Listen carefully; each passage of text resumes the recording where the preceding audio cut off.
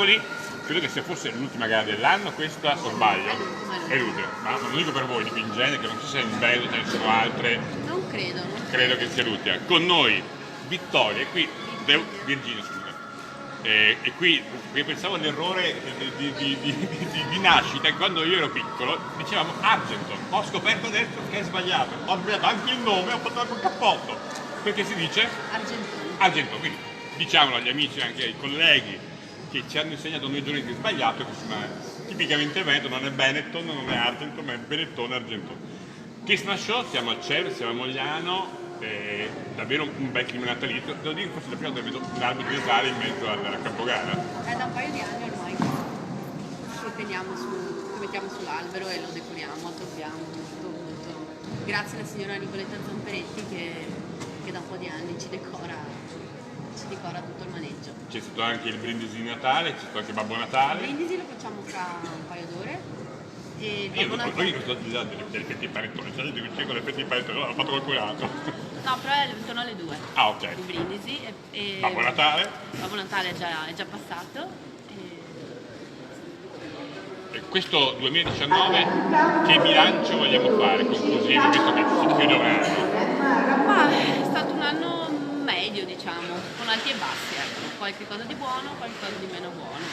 Come da un paio di anni a questa parte si va un po' altalenando. Da cosa dipende?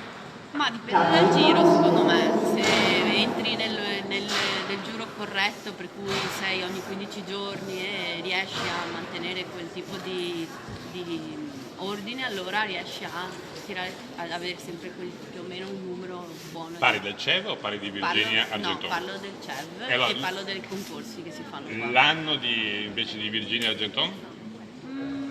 Mediocre anche l'anno di Virginia. Mediocre, sì. Molto tranquillo. Autocritica. Molto tranquillo, no, perché mi sono dedicata più alla scuola, perché ho aperto la scuola di base e quindi i cavalli, diciamo, miei li ho un po' lasciati tranquilli, ho fatto gare piccole, 130, 135 e anche perché questi sono i cavalli che ho. E parlando di scuola di base, come va l'avvicinamento dei piccoli a questo mondo, a questo sport? Bambini, un bel giro, c'è un bel numero, siamo sempre intorno ai 20-30 bambini che vengono. Poi dopo d'inverno calano sempre, poi tornano di solito in primavera, però anche gli adulti sono molto interessati. E qui da maschietto dico sempre Pochi.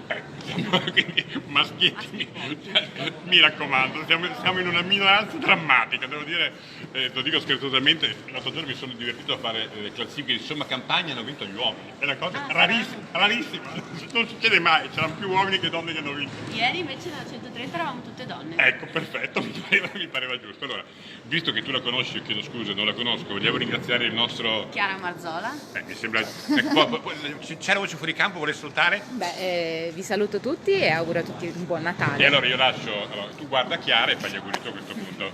Tanti auguri e buon Natale. Buon Natale.